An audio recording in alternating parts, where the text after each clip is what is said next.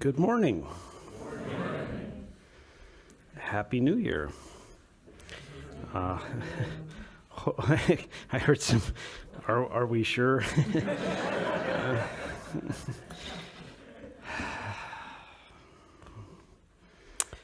One of our great ancestors said, every day is a good day. Every day is a good day. We can practice. If you're in this room, you are alive, you can practice. And sometimes that's as good as it gets. We may be short on chairs. We could put a couple chairs right there in the middle way room. There's spaces over on the right here. Oh, okay, there's room. Thank you, Aaron. Thank you. Thank you. So, today I thought I'd talk about the 3 refuges, which is a very sort of basic, elemental, perennial teaching of our tradition, because we are starting a new year. And 3 refuges: refuge in Buddha, Dharma, and Sangha; refuge in the original teacher, the teachings of Buddhism, and the community. These are the first 3 precepts. When you take precepts in our tradition, so you make a commitment, the first thing you do is, it's not like, the other precepts are things like, I vow not to kill, I vow to nurture life. But we start by just saying, I'm taking refuge, because we have a deep, basic human need for safety and well-being. And the 3 refuges are, from the earliest layer of the tradition, basically, when one takes refuge, that's the gesture that says, I am making a commitment to this tradition. So when people would meet the Buddha in the old stories and they'd talk to him, and sometimes they'd be like, you are wrong and I'm leaving. But because it's a religious tradition, oftentimes the Buddha was successful in the stories we have are those where people said, oh, that was amazing. And then they'd say, I take refuge. So this is a very old and very basic part of what our tradition is about. And so, yes, we have a talk for the new year. This is also a new year, not just for us as people and for our community, but this is my first Dharma talk since I've become the guiding teacher of this Minnesota Zen Meditation Center, so that's kind of new. And I'm grateful to be in the role. So there's something about beginning fresh with the basics that came to my mind. And, beginning fresh. But actually, being a Mahayana Buddhist, I don't think there are beginnings and endings, really. There appear to be beginnings and endings, and those matter to us a great deal often. They're really important. So I promised myself not to ramble, but I just remembered a story about Tomoe Katagiri, who founded our sewing practice here and in the United States. And I think it was Susan Hagler was finishing her okesa. And she said, she's like, going to put in the last stitch on this huge, she's been sewing for like a year. And she says, is there anything to say for the last stitch? And Tomoe said, the last stitch is the same as the first. Okay. So we're just doing this. We're just doing this. That's always the situation we have. It's here. Having said that, then there was a great big ceremony for the ordination, and she put on the robe, and everyone chanted, and they had tea and treats. And so, as usual, our tradition embraces wide polarities of how to think about things. But there are no beginnings, there are no endings. I could say, I'm beginning to be the guiding teacher. This is a new year for us. But this moment just comes from everything. It goes into everything, and it's seamlessly connected to all of it. There is no boundary. There is no edge. So So we're here, and that's wonderful. Having said that, I just want to say, I'm not going to talk about this a great deal today, but I do plan to lead this community. This is my responsibility that I've been entrusted. So I hope to do it in a way that is beneficial. I certainly pledge to do so. I will do my best to listen to the people in this community, and by community I mean the people who are coming around MZMC, but the community of the world, and I will talk about refuge and Sangha in terms of that ever-widening circle of care later. So I'll listen. I'll try and understand what would actually help these people, but I'll take full responsibility to make decisions, to lead, and to be accountable for everything that goes wrong in this place. That sounds fun. Fortunately, nothing will ever go wrong. Well, I've seen so many wonderful people do many wonderful things here, but everybody makes mistakes. Every community makes mistakes. Everyone does harm. There's no avoiding it. So, I vow to do my best, and I hope that we can continue to love and trust each other as we go.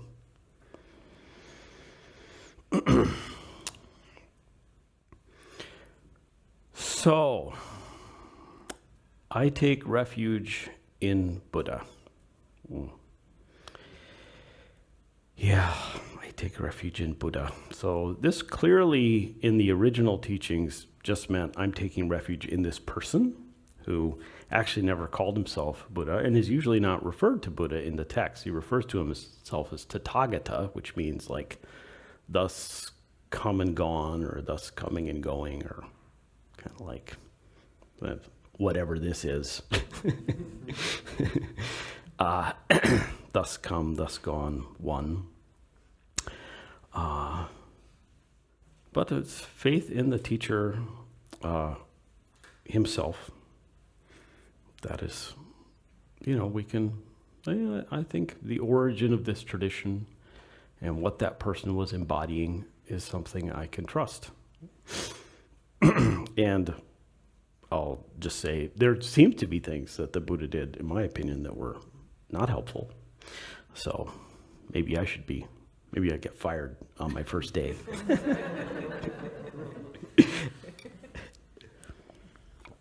But I personally have found incredible, astonishing, transformative wisdom in the teachings of the Buddha. So I have an enormous amount of faith and trust, and I go for refuge in the Buddha, just a person who was really kind and compassionate and wise at understanding what is. So Buddha, it's etymologically very close to the word bodhi, which means just awake or awakeness or something, Bud, awake. So Buddha is just awake one. So taking refuge in Buddha also just means like taking refuge in awakeness. And in the capacity for awakening. Awakeness and the capacity for awakening.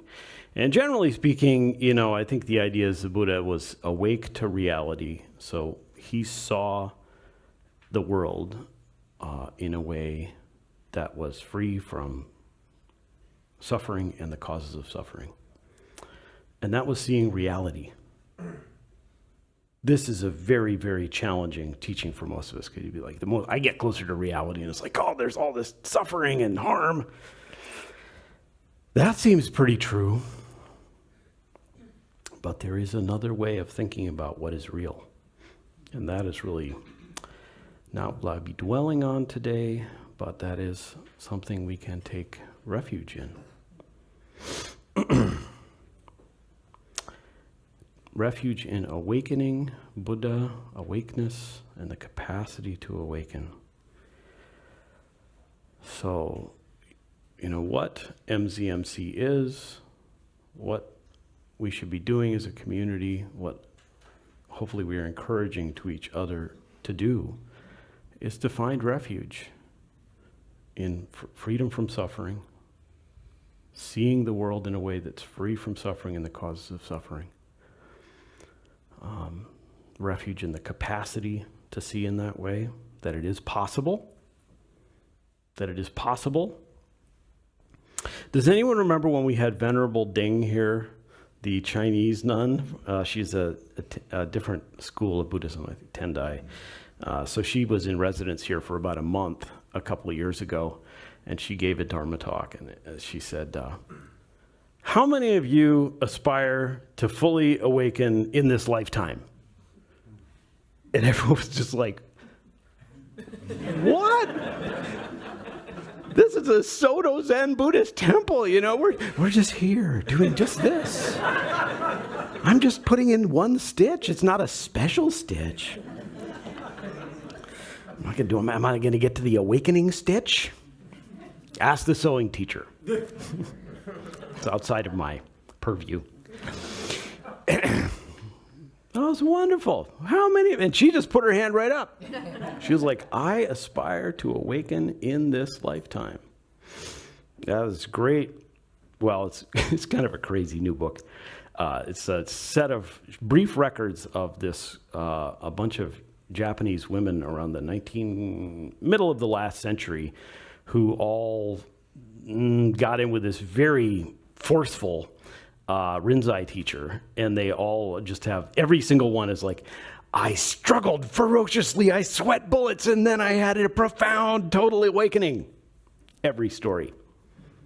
So that's a different way to do things.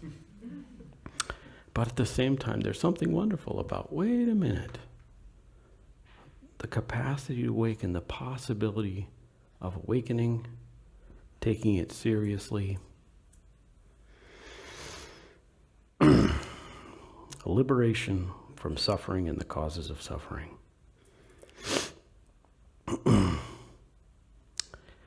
And refuge in Buddha, awakening, awakeness.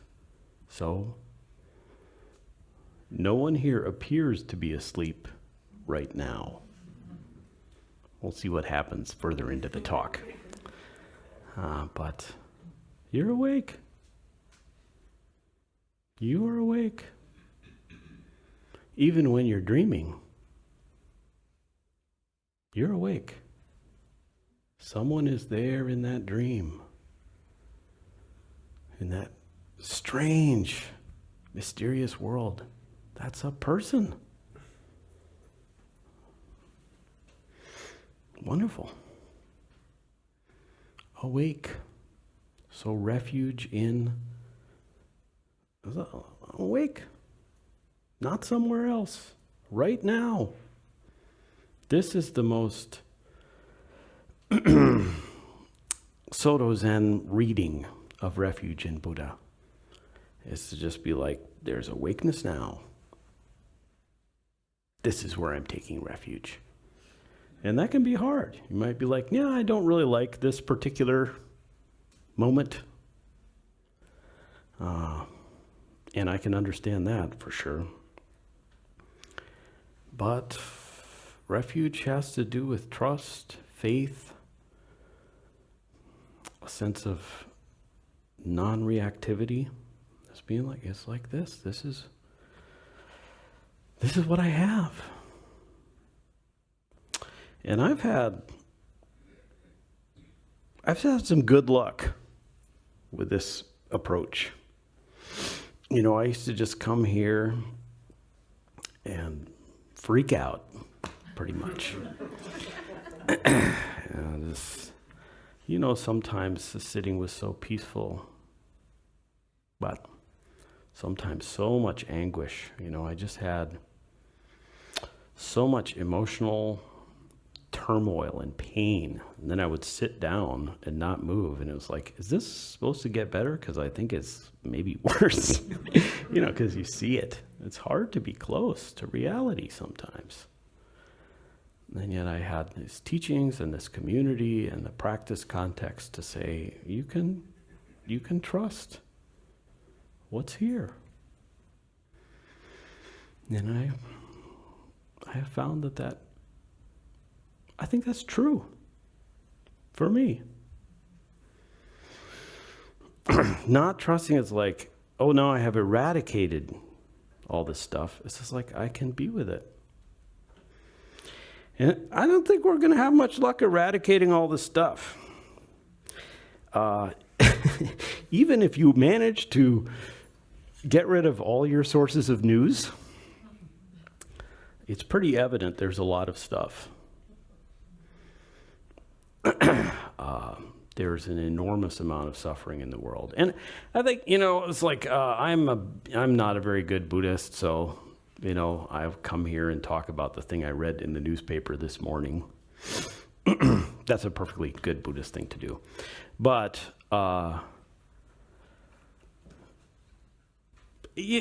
there's never been a day in my life where there wasn't profound suffering, violence, injustice. And even when there's not that, there's just their parents are dying, their children are dying, people get sick. They just have emotional conditions of the way their mind works that no matter how great everything was, there's suffering. We're not going to just get out of this. I know it's an unfortunate, I don't like to dwell on it, but I don't think it helps to deny it. Come on in. We're having a party.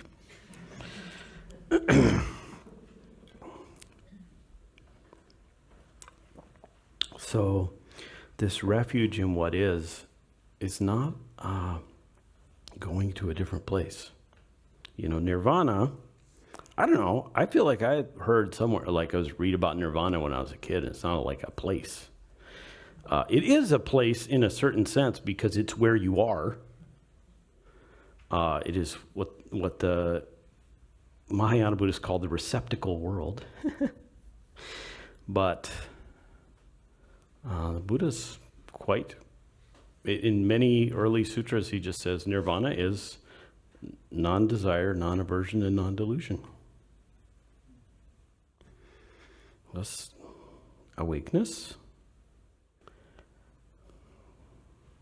minus those things, but it doesn't have to be minus those things.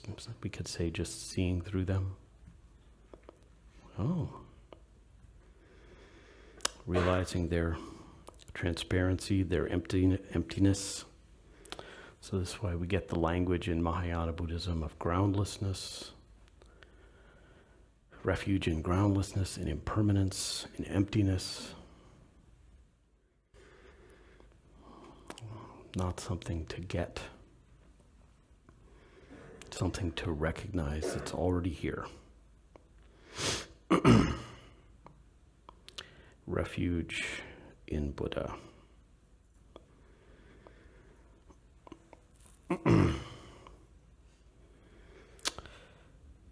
So, refuge in Dharma. Dharma. Word with a lot of meanings, but in this context, it generally is meant to mean the teachings. We have refuge in the person who is the teacher, and then the teachings themselves. And we do some of this. Like, this is a Dharma talk. So the idea is we're coming together to take in the Dharma. And I don't know. I've been to a lot of Dharma talks at this place, and I found some refuge there. It's like this feels supportive and real. And Dharma is very expansive in terms of the body of literature of Buddhism. I remember when I came here, I'd been here for a little while, and then I talked, Tim was the guiding teacher at the time. I said, hey, is there like a book like, the Bible? No. I mean, certain Buddhist traditions really will have one book, or like the Pali Canon for Theravadan Buddhists, which is enormously longer than the Bible, is like, these are the canonical texts. But many other traditions, it's just sort of we celebrate proliferation because the moment is always fresh. No particular book or teaching could possibly sum up how to talk about liberation.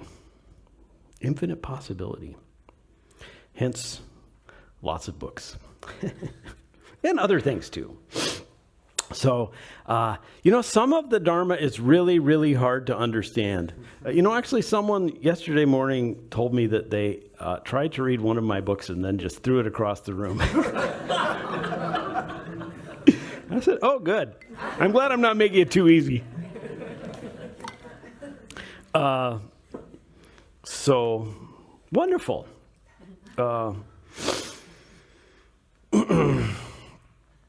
The point isn't to make it hard, but the idea that right here in this moment, within all the conditions of suffering that have ever existed and are here now and ever will be, there's also a way of seeing that is more real, that is free from suffering and the causes of suffering, is not easy to understand. And understanding it through words and teachings is probably not the most direct access, but it is one way of moving yourself there. The most direct access is through your actually, right now, momentary experience. That's what we call zazen. Zazen. So anyway, we at MCMC, there's lots of opportunities to study Dharma. So this place makes opportunity for refuge in the Dharma for sure. Yeah, we have a lot of things coming up. Tim Burkett and Judith Wild are going to teach a class on Buddhism and therapy.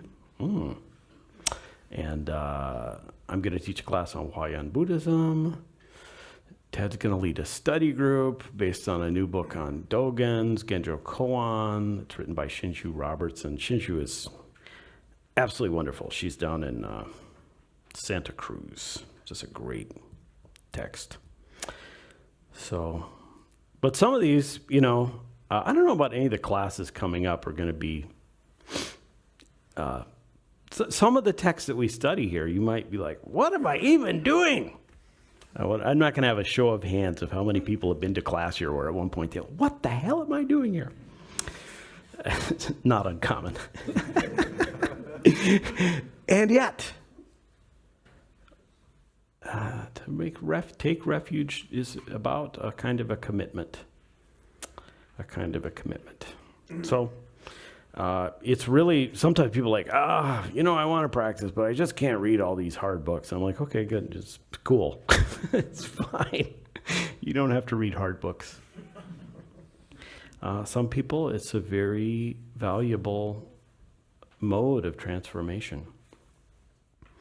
And it is one of the aspects of how the tradition is transmitted. So, people who are training as priests here, they are required to do it. That's a whole different thing. But point being, people can find different ways to take refuge in the Dharma. One of the greatest ways to take refuge in the Dharma is to just let some simple or evocative phrase or sentence from the teaching be an inspiration or a reminder for you. So, things like in the Dhammapada, it says, happily the peaceful live, friendly amidst hostile people, dwelling free from hatred. To me, that's some kind of possibility for me. Or Dhammapada. Dharma is not upheld by talking about it.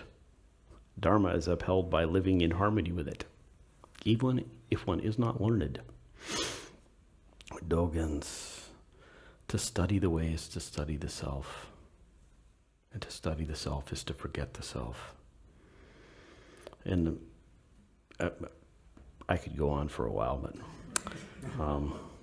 it seems like kind of fun. This is, I would like to invite you to consider if there's like a phrase or a sentence that you've encountered in the Dharma that has really helped you.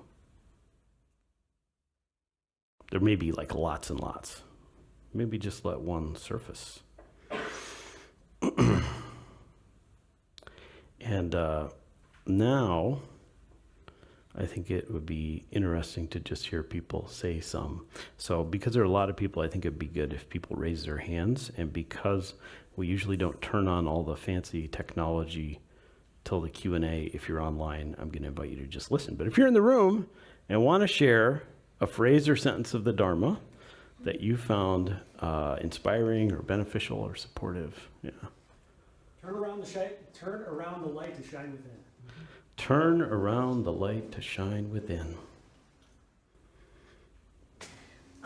You're perfect just the way that you are, and you could use a little work. You're perfect just the way you are, and you could use a little work. I'll go behind you, Cato, first. Peace is nirvana. Peace is nirvana. Don't you know the family treasure doesn't come in through the front gate? Don't you know the family treasure doesn't come in through the front gate?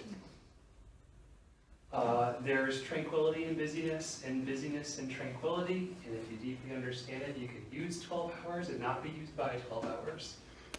There is tranquility within busyness and business within tranquility, and something about using the 12 hours and not being used by the 12 hours. In the midst of the Buddha Dharma, we are the same way, the same realization, the same practice. Do not destroy the way. Do not speak of others' errors and faults. Okay, I'm not going to repeat that one. Good one. I like you quoted in your book, the last book you wrote, Thich Nhat Hanh says, when you wake up in the morning, you have the gift of 24 hours to make it what you wish. It's something to that effect. Yes, 24-hour, brand new hours in the day. I smile and awaken the eyes of compassion. Yeah. Power. And then only kindness ties your shoes. And then only kindness ties your shoes. Yes.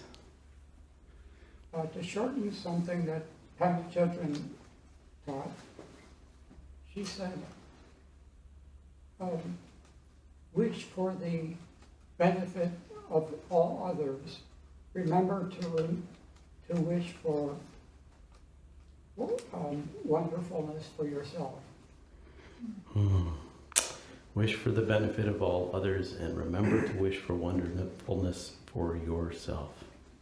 Yes. The vast, inconceivable source can't be faced or turned away from. The vast, inconceivable source can't be faced or turned away from. Now, the first time I heard that, I was at Hokyoji and we're chanting the Song of the Grass Roof Hermitage. I'm going to move on now. Thank you very much. And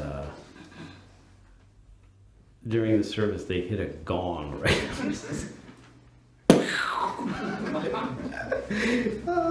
You should come to retreats. Amazing things happen.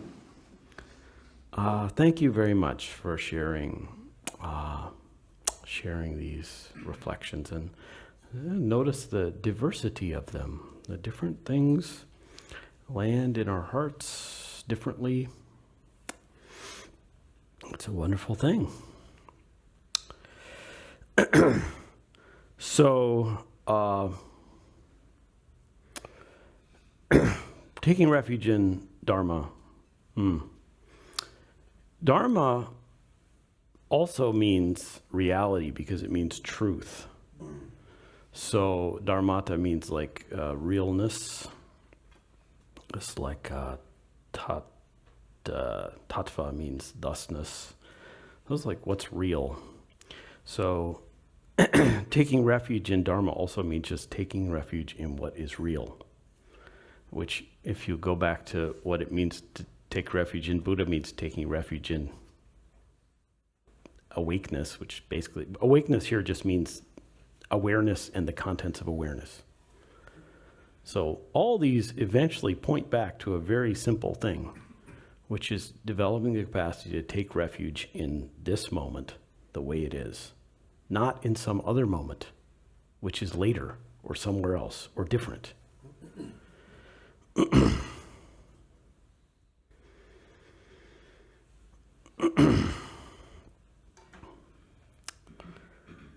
So, taking refuge in Sangha.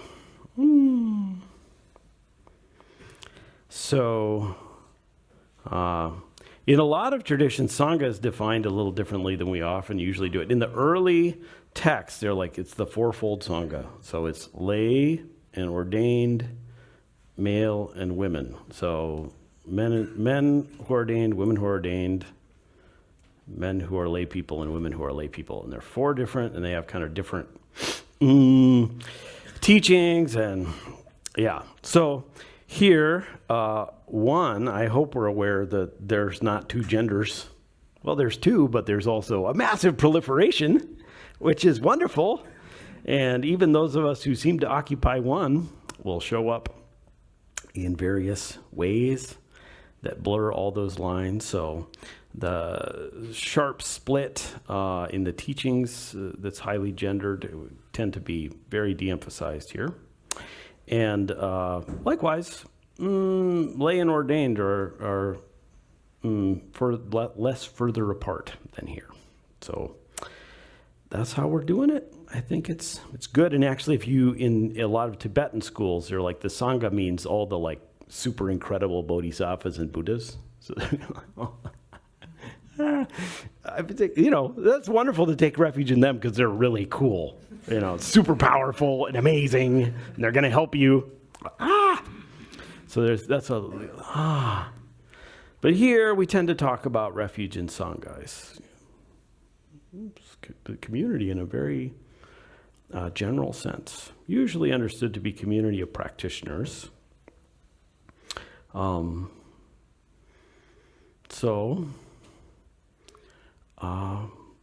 I hope that we can make a refuge for each other.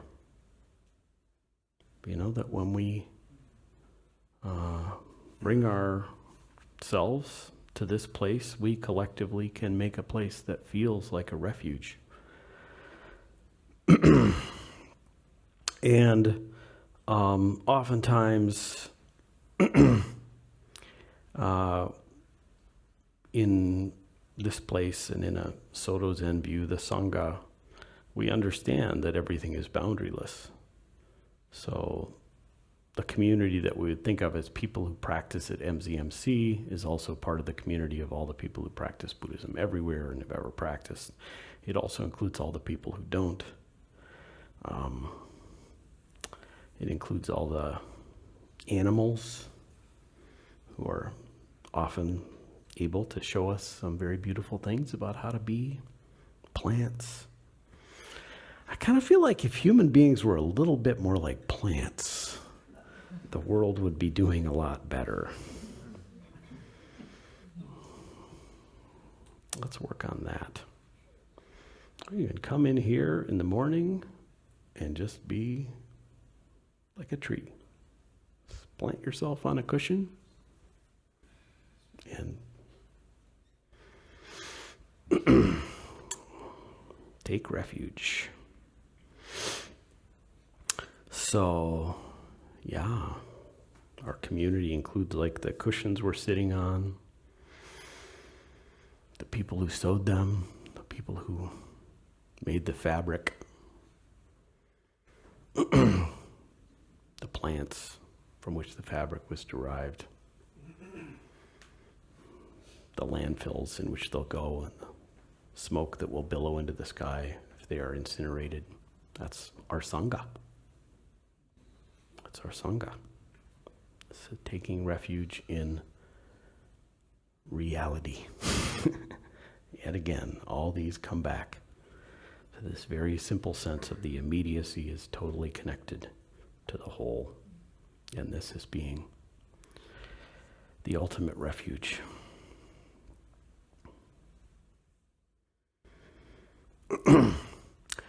I had them print the Refuges vows as we do them at MZMC on the front of the bulletin, which many of you don't have, but many of you know this. If you're online, we're about to... I'm going to invite people to chant these refuges.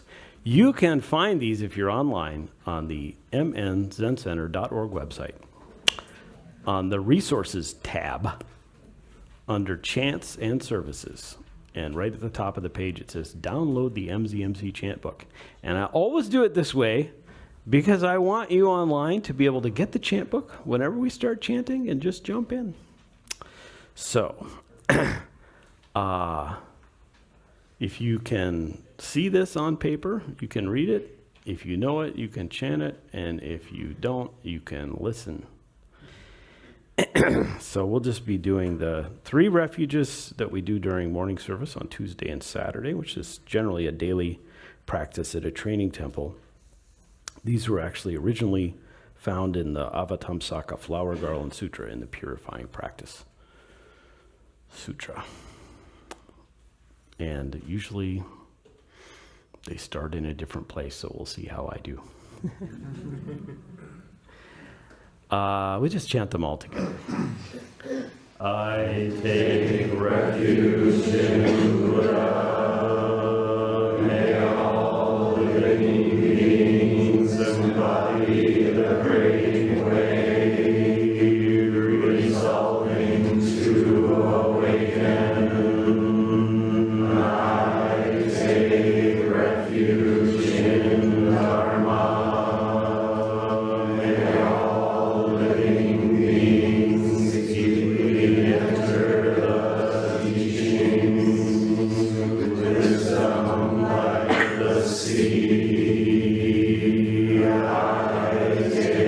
Refuge in Sangha. May all living beings support harmony in the community, completely without hindrance.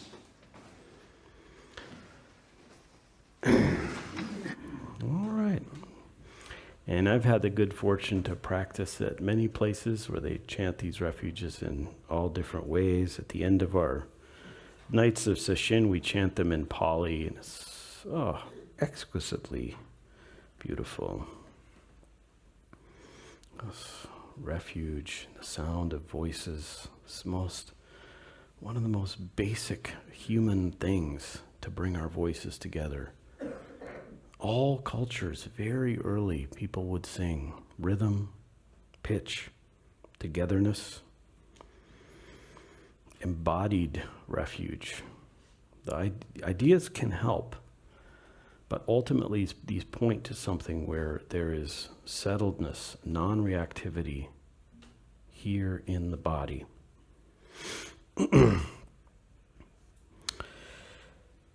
So, just want to say a few more things about Refuge and Sangha at MZMC. Sangha is there's so many ways to do it. There's different ways they're constructed. Within it, people are all different. This is just a wonderful thing. With this Sangha, as a person who is taking over a more substantial leadership position here, I do intend to help us continue the long-standing work we've done to try and make this a place that is really broadly inclusive of all different kinds of people, and where we see leadership here that looks like our community. I remember when it was like the 2018 congressional election, there were a lot of women and a lot of people of color elected to Congress. I think it was 2018. And I heard this commentator who said oh, it looks like the United Nations in here. And this other person said, actually, it looks like the United States. And this is very real. So I would like this place to look more and more like the United States. I know many, many other people share that view, and I know many people have been putting a lot of work into that. Ultimately, whoever's here is who we want to include, but we want to keep the doors open and actively focus on creating equity, doing the work of inclusion, which means letting the culture change. Letting the culture change so it can be something new and broader. And I hope we can do this together with joyfulness. And sometimes it's hard, so we can do that too. And I don't know why, I put this on here? Yeah, this place has almost tripled in membership in the last 20 years. Wow, what happened? So that is a wonderful thing, and I'm going to talk in a minute about some of the reasons I think that's true, which is basically just that you are doing wonderful things. But I will say, attendance at retreats and at our weekday Zazen has not gone up as much as membership. And so something that I want to do is try and create the conditions so that that part of our boat is floating a little more. Because Zazen is powerful and transformative offering for the world we live in. If you want there to be peace, stillness, groundedness, and refuge in what is in the world, the most effective way to do it is to do it. And we've created a context for doing that here. And I'm into it. So, yes. And retreats are, not everyone has to do retreats, that's fine. But they are a really powerful way to let what this tradition offers sink deeply into who you are. And that means it's sinking into what the world is, because there is no boundary. There is no boundary. So anyway, I just want to talk about Sangha here in terms of like what is going on. And the worst thing about this is when you start listing things and you'll leave something out. So if I leave out your offering and your awesome practice, I will bow to you.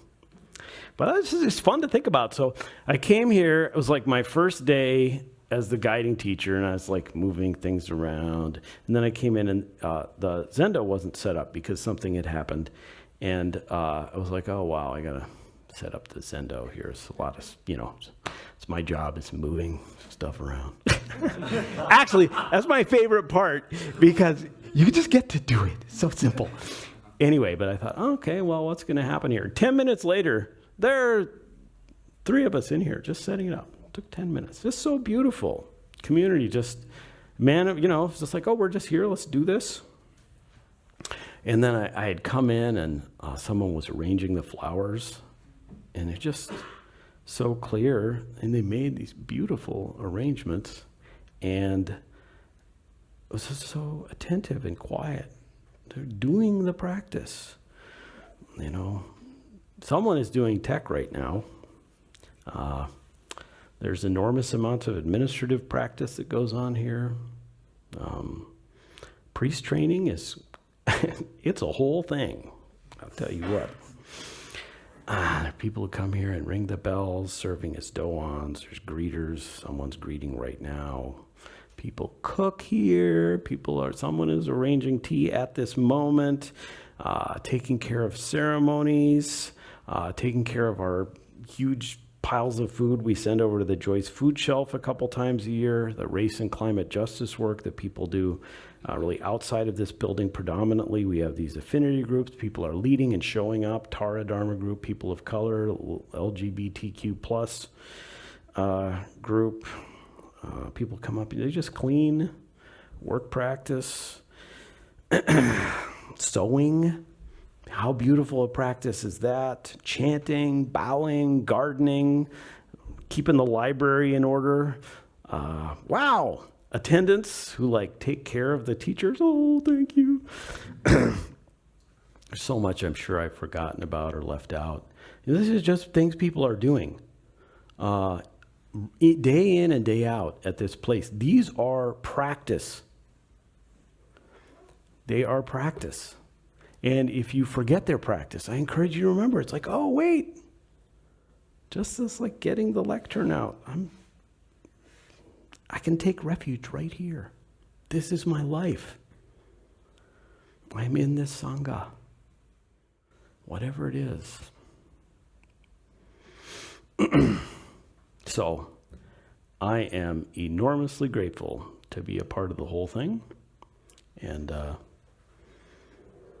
I take refuge in Buddha, Dharma, and Sangha. Thank you all. So, we have some time for other voices. I welcome brief reflections or questions. Let's try this. Online, anyone online want to start? Say anything? Ask anything? Reflect?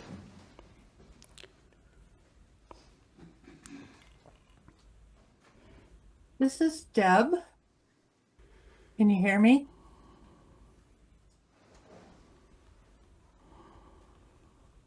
I think they can't hear us in the Zendo. Our online participants have successfully embraced Vimalakirti's thundering silence.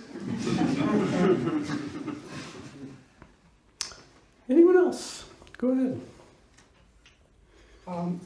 Some Tibetan teachers have taught that cyclically there are Buddhas with long distances of time in between them.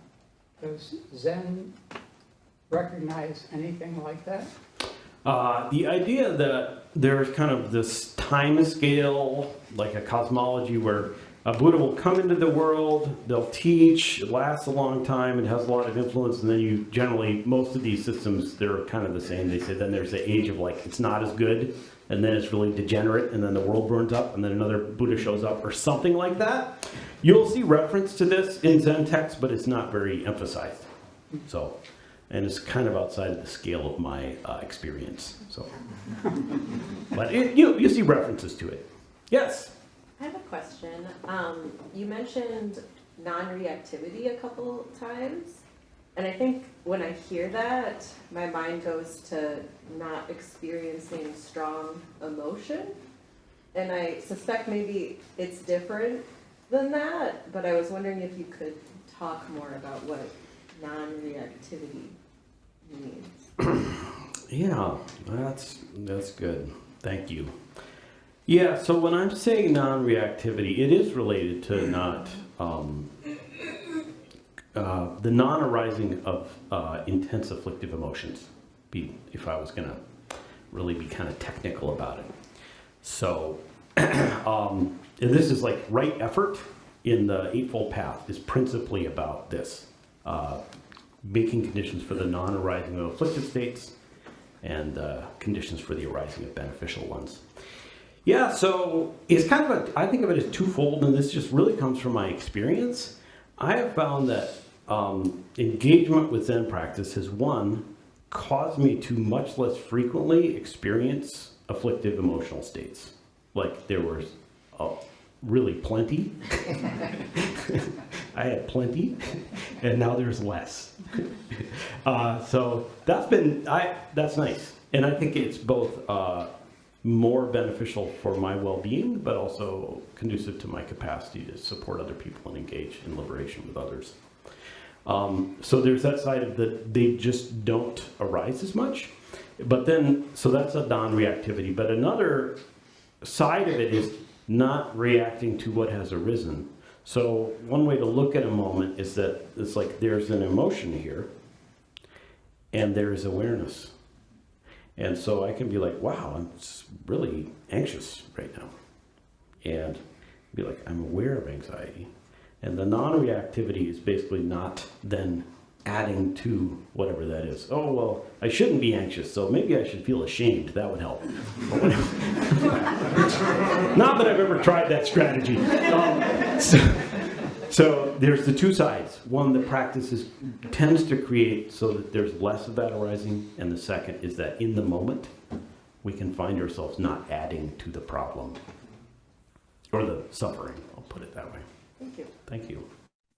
I wanted to add one thing. I have a relative, she's older, and oftentimes her comments will hurt and then they will get me entangled and frustrated. And just recently she commented something that was pretty racist. Mm-hmm. And she can't change at this point, you know, but no, it's not happening. So I was going to get entangled, and I watched it. And I just said, but I didn't respond. I just let moments of silence. And that sentence bubbled up. It was painful, but I watched it, and it was right there. And I was like, wow. I don't know if she felt it, but I could sense it, and I just let it go, but it was there. It was still painful, but it wasn't entangled inside. Mm. And I felt better. Yeah, thank you for the reflection. Yeah, I think a lot of our practice is like discerning what will actually help. And, sometimes if someone says something racist, there's an opportunity to do something that might help. But sometimes it seems like there is not, and you get to make that choice. So I appreciate the reflection that you're like, I know a pattern. I tried something different. Yeah, in this case, there's mental health, so it's Yeah. not like I can. Yeah, thank you for sharing that. Could you speak a little bit about the danger of taking refuge? And what I mean is sometimes you come from a place where you're scared and you put your trust and everything perhaps in the wrong thing, Yeah. like a cult. Well, if you all just give $1,000, I'll answer that question. Well, Zen can get pretty culty, so something we should all be careful with. Especially me, because I'm invested with a lot of authority.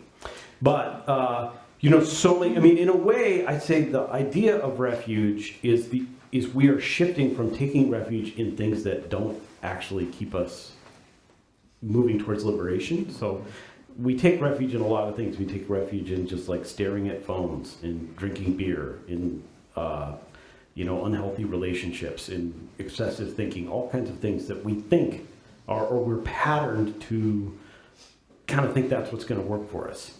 And the three refuges really are saying, let's do something else. So the understanding that we tend to take refuge in things that are not helpful is basic. But then, you do get some discernment. One thing is, even it's understanding how you feel. So everything I hope we do is grounded in developing awareness of the body and the emotions so that we can see what is actually happening with me. Is this feel safe enough for me? And then if it feels safe enough, what's the big picture? So I used to like to just fantasize about being incredibly successful in my career, and I had a different career. And I'd be like, oh, it was so fun because I can imagine really well. So it was like I was there. But then I realized I would feel bad afterwards. It was just like a hangover because I was actually here. So the things that you are taking refuge in, being discerning, is this actually something that is conducive to my liberation and the liberation of others? That's the ultimate litmus. So, thanks. Okay, Tanya. Thank you, Ben. So I'm wanting to talk here, and I know, I don't know what I'm going to say. It might be challenging for some of you who are newer to the community, but this is important to me. The rest of the story about the Zendo on New Year's is my husband and I, Bernie, Bernie was working on the Zendo all week with the tech committee. There were big gaping holes in the wall as we were putting in cables, and I think we got it to mostly normal. Anyway, on New Year's Day, we were doing the final cleanup, and we were here at Zen Center, and I got the phone call that my dad was going to the hospital, and by the time we were at the hospital, he was on life support and he was ready to pass. And so, so my father passed away on New Year's Day. And I just really wanted to just express with gratitude the community, because I had no worries at all leaving Zen Center knowing that the shoveling that I was supposed to be doing, someone else, Benton, was here and he was like, I'm doing the shoveling, and Dennis with the yoga group, I suspect he was one of the 3 people who came back, because he came back and checked in and said, hey, I know we didn't get the Zendo set up, do I need to go in? And I'm like, yes, please go in. And I just was so comforted knowing that this community would just make things happen. And that's just how we do things around here. And I'm so grateful for this community. Thank you. Thank you, Tanya.